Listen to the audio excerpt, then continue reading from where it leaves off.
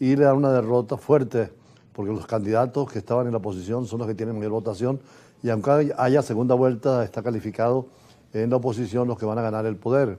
La democracia es eso, un juego de poderes con legítimas elecciones donde el pueblo escoge a quien desee, dentro de la legitimidad y el reconocimiento internacional, porque hubo observadores internacionales, y naturalmente un consejo electoral que dio los resultados y todos los partidos lo aceptaron.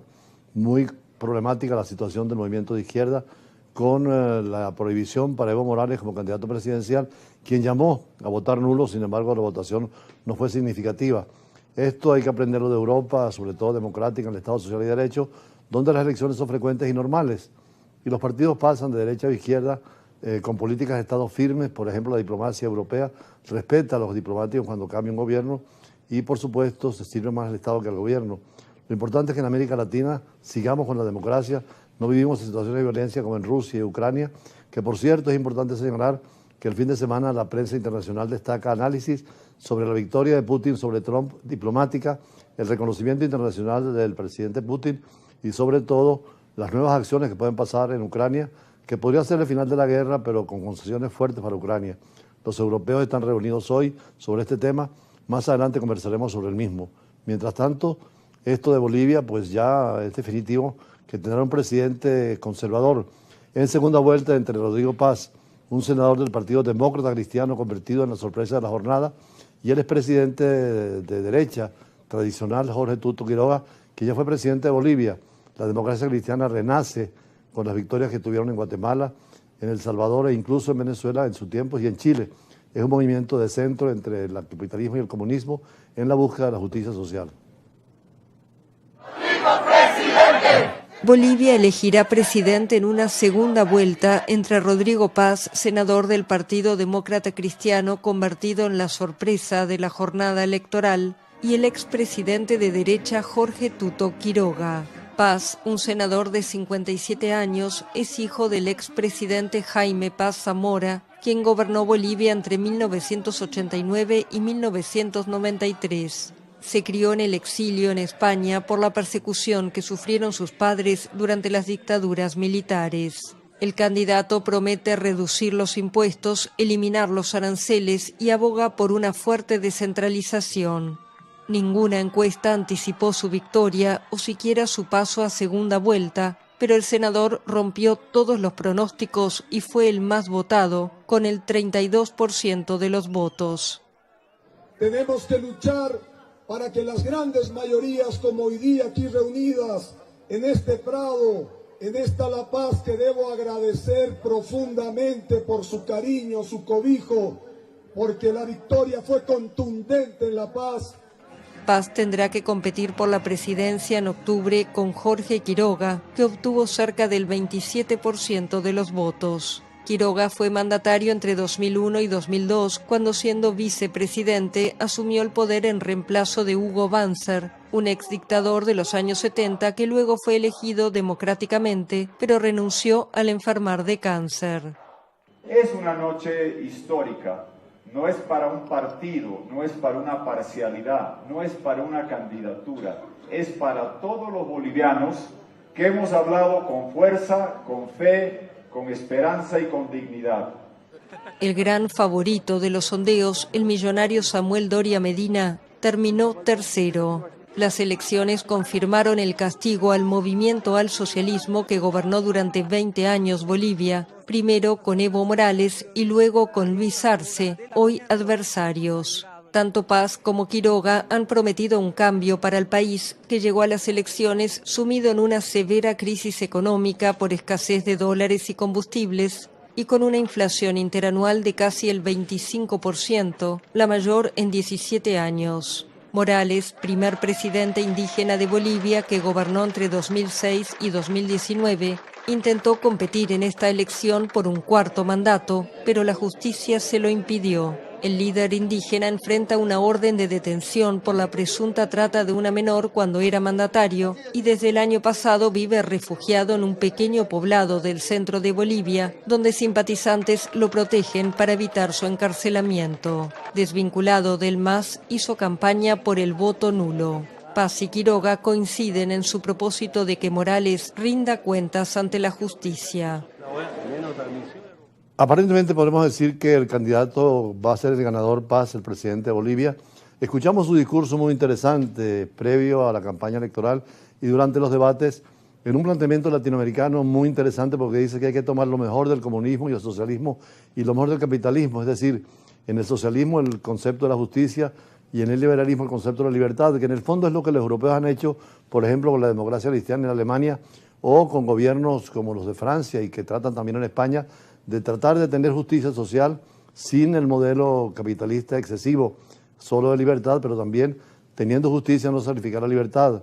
Es una tercera vía, él se declaraba siempre partidario y exageradamente centrista, porque te decía él, tanto la derecha como la izquierda son miradas parciales de la patria y a Bolivia había que hacerla en un camino nuevo. Bolivia es un país extraordinariamente rico ahora con el litio y en la pobreza hay que sacar a la población. De eso lo decía Paz y prometía precisamente con la educación fundamentalmente adelantar su proyecto político y que sirva para la integración latinoamericana porque Bolivia tiene el don de ser del Mercosur y también de la Comunidad Andina. Eso le da también autoridad moral para hablar de la integración latinoamericana, como es el caso de la Unión Europea. Y en cuanto a otros conceptos que se han plantado acá, hoy tenemos también la situación de Trump y de Putin. ¿Qué pasó en esa reunión de Alaska? ¿Por qué escogieron Alaska? Hay que señalar que en 1876 Alaska era parte de Rusia, del viejo imperio de la reina Catalina y el rey Pedro. Era propiedad de ellos y la vendieron a Estados Unidos. Eso significa lo doloroso que es perder el territorio y fue escogido precisamente por Estados Unidos. Pero el trato que se le dio a Putin fue muy protocolar, a pesar de que tenía una demanda en la Corte Penal Internacional de prohibición de salida del país.